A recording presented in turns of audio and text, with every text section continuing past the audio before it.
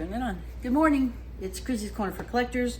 We just got done with our sale, and I had planned on doing this quick video to show you about canning and jarring a little bit. So it's really not a hard process, but I think what tends to happen is people get a little daunted when they see like somebody doing 25 jars at a time. You don't have to do that. So a perfect example is what I'm going to show you right now. Two little things. It really isn't time consuming, except you do have to have a little bit of time to spend. So the first thing I want you to know is I have water boiling.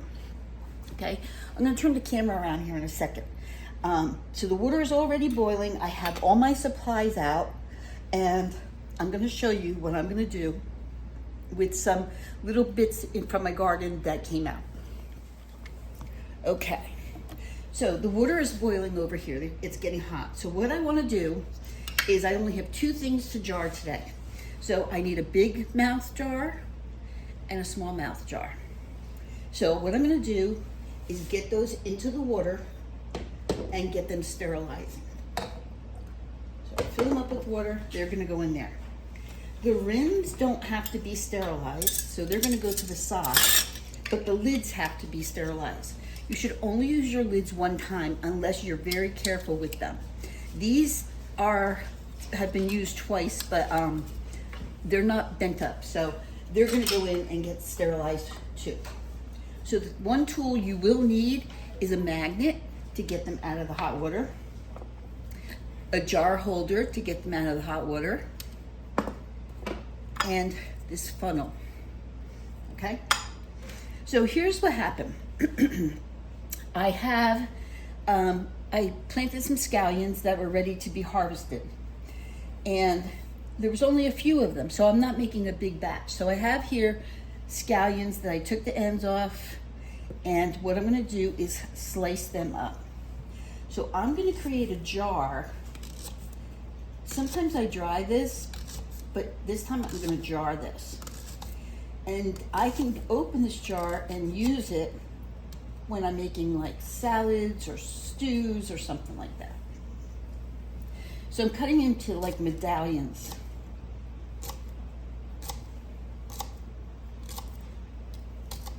Because I don't want things to go to waste.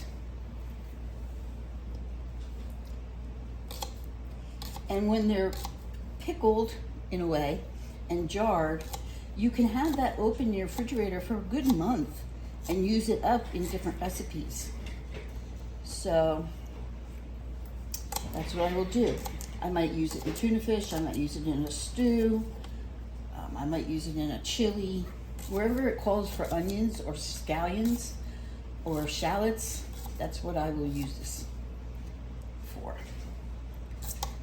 Okay, now I also had some, I call them volunteer plants, volunteer peppers that showed up. I wasn't sure what kind of pepper they were. Now this has a bad spot in it. Can you see that? So I need to cut that out. I don't want that in my jar. So I had some volunteer peppers. I wasn't sure what kind of peppers they were. Turns out they were jalapeno peppers. But I didn't want that plant where it is. So it gave me two little jalapenos, and I took them off, and they're gonna go in this jar too. I'm just going to throw the jalapenos in there, the scallions in there, and also some garlic. So here's some leftover garlic that I have. I just peeled it. That's going to go in there. And then jalapeno, I took the seeds out like this. There's 4 little pieces of that. That's going to go in there too. So that's what's going to go in the jar. Now, in the meantime, I need to make the broth for that. A very simple thing to do. So I get a pan, and I'm going to put some water in it. Probably I'm going to put 3 cups of water in it.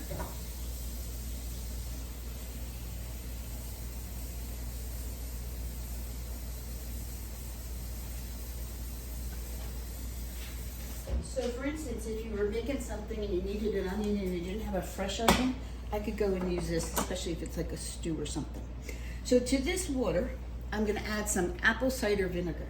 You can use white vinegar, but for this one I wanted to add some apple cider vinegar. The vinegar is what gives it its acidity and will keep it from getting any kind of bacteria.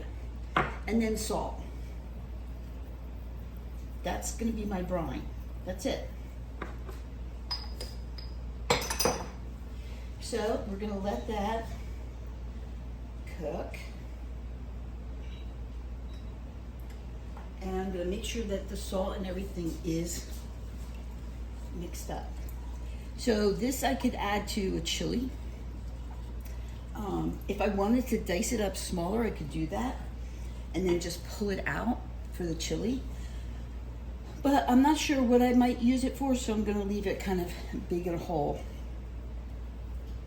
And pull out this extra skin. This is also something that you can do with red onions. If you like to make red onions like for your tacos, you can do that too. So I give this a good 5 minutes or so in the hot water to get it sterilized while this is getting warmed up. And that's basically it. Now, let me talk to you about what happened yesterday. So yesterday, if you remember, I made the beans for our dinner. And remember, I had half beans left over. So I'm gonna get those beans out. And one of those jars is gonna be for the beans. I can use the same brine for the beans. Now I washed these yesterday and they've all been, destemmed. So I really don't have to do much for these because I put them in the jar. So I'm gonna show you how we do that. And I'm only gonna be making one jar, but at least they're not going to waste. I don't have to freeze them, so I'm not using up room in my freezer. And then I'll pull a jar of these out, heat them up, and they already have the salt. The vinegar keeps them kind of fresh, and then we're ready to have them for dinner. Okay, so I'm gonna start with the little jar. We're gonna do that one first. So here's how that goes. I take my tongs this side down, and I pull the little jar out, empty out the liquid, and just set it here for now. Then I'm gonna get my lid with my magnet. Maybe it wants to play. And I'm always gonna put it where the sterilized part that's gonna touch the food is up, so I'm not touching it. Okay. Where's the other one? I did two just in case, because I wasn't sure. Okay. And again, don't try whatever you can not to touch them. Okay. So in this jar, I'm putting the garlic, the peppers, just like that. The onions, as much as I can get in there.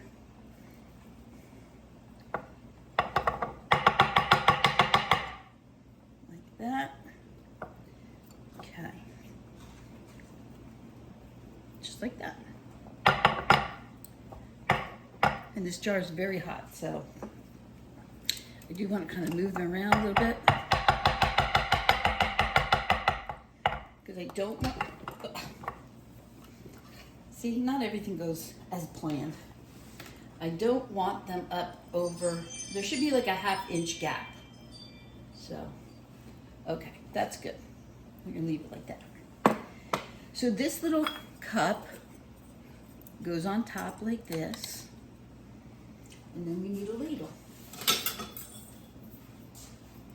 And I want to make sure all that salt has been dissolved, which it has. Okay. And then I want to ladle the brine into the cup. Just like that. Now, I've got a little bit too much in there because it's too close to the top. I do want it to sit down. It should be 1/4 inch down from the top. So I'm going to take some of that brine out. And probably some of those scallions out too. There we go. A little more brine. And a little bit more brine. Okay. The next thing I want to do is get a little piece of paper towel. And I want it to seal really good. So in order for it to seal really good, I'll take some of that brine and I'll wipe the side and top. Just like that. Take my lid, turn it upside down, not touching the top, and then I'll put my little screw top down. So this is ready to go into the water bath. I'll give it a little shake, make sure all the bubbles get to the top. And it's gonna go back into the water bath and till it's bubbling. I usually will give it like 15-20 minutes in there. Okay, now we're gonna get ready to do the beans. Trying to get my lid up without dropping it. There's my lid. And there's my jar. Pour out the water. Okay.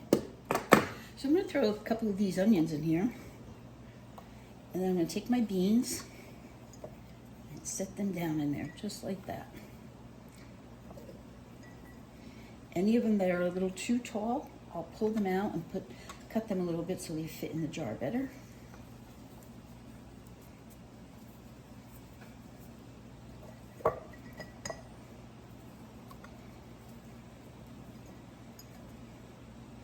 Some of them are really big.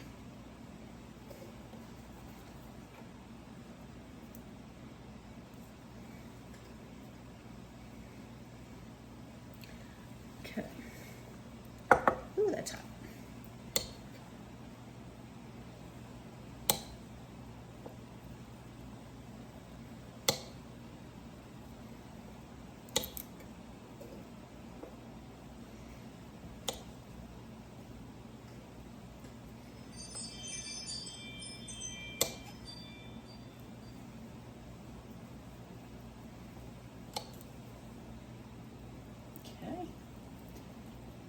It's a little too tall. There we go. Push you down, push you down, push you down.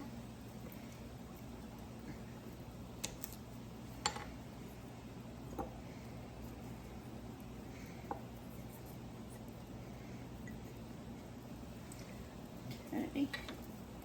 And then the rest of these I'll probably save for Tilly, since they're not going to fit in my jar. Okay. Always making sure you don't really touch the inside of the jar with your hands. You're only touching the product that you're jarring. And I think I've got in as much as I can shove down in there. Maybe this little guy right here. Right there. Okay. Throw a couple more onions in there.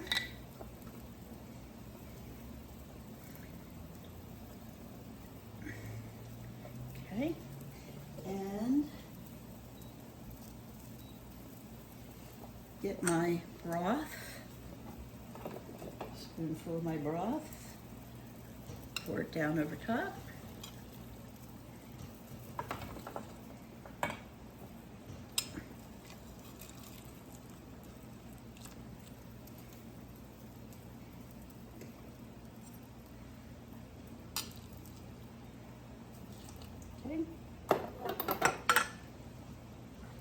Now I am going to try and push these down just a little bit more.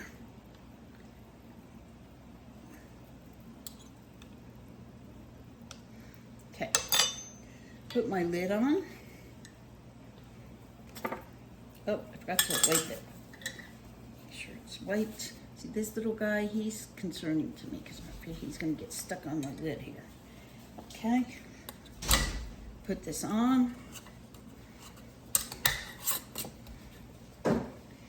And then this is going to go in the water bath. I am going to give it a little shake so the bubbles go to the top and into the water bath.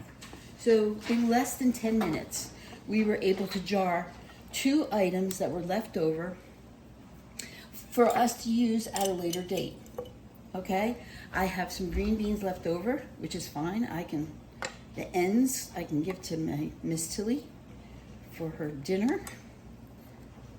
And so I'll put those to the side, and then that's it. So these will sit in the water bath and boil what it's doing is a couple different things. It's cooking the items inside just slightly. It's also marinating them in the juice that's in there, but it's creating a vacuum. So once these come out and I put them on the countertop, when they're ready, they will pop. And when they pop, that means that it started to get cooler inside, and when it gets cooler, it pulls it in and creates that vacuum. And once it's popped, I know that they're sealed and they're ready to go. So that's basically it. I'm gonna let that boil.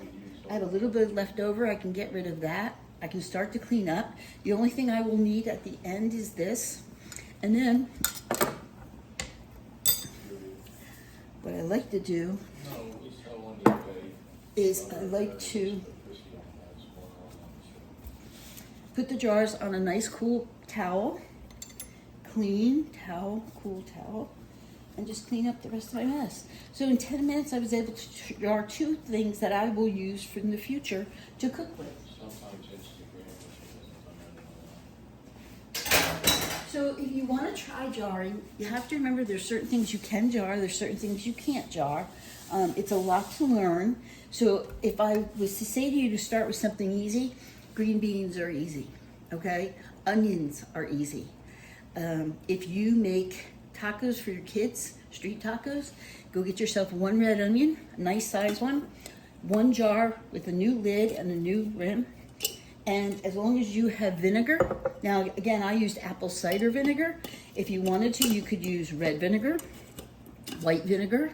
You can use any kind of vinegar. If you wanted to give it a cool flavor, you could use like a raspberry vinegar, whatever you wanted to do. So then you sterilize your jar. Then you put your items in. You put the lids on. You let it sit there for about 10 minutes, sometimes longer, depending on what you're jarring.